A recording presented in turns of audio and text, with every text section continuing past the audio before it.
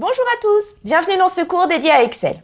Dans la première partie de ce cours, vous allez apprendre à créer de toutes pièces un fichier Excel. Dans ce chapitre, nous allons nous intéresser aux cellules. Nous commençons tout de suite par apprendre à renommer les cellules. Alors d'abord, il faut expliquer le nom d'une cellule. Une cellule, c'est le croisement entre une colonne et une ligne. Par défaut, dans Excel, les colonnes ont des noms qui sont des lettres, A, B, C, etc. Et les lignes ont des noms qui sont des chiffres, 1, 2, 3, etc. Donc, par défaut, si je suis sur la cellule qui est au croisement entre la colonne C et la ligne 3, eh bien la cellule s'appelle C3.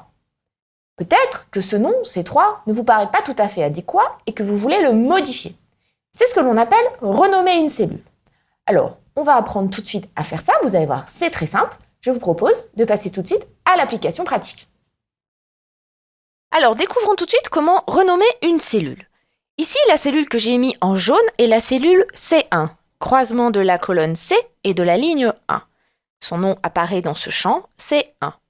Si je veux renommer cette cellule et l'appeler par exemple moi, rien de plus simple, je clique dans la zone du nom, le nom C1 par défaut apparaît en bleu et je n'ai plus qu'à taper le nom que je veux donner à cette cellule. En l'occurrence, je veux l'appeler moi, donc je tape moi.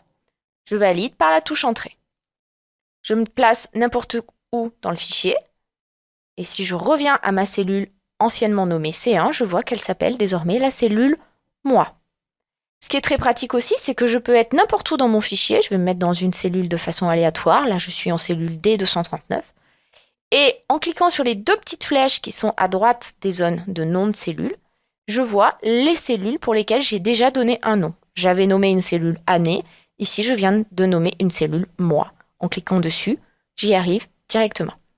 Voilà, retenez que c'est dans cette zone de texte que l'on voit apparaître le nom des cellules par défaut, A2, et c'est également dans cette zone qu'on choisit de renommer les cellules ou d'atteindre des cellules.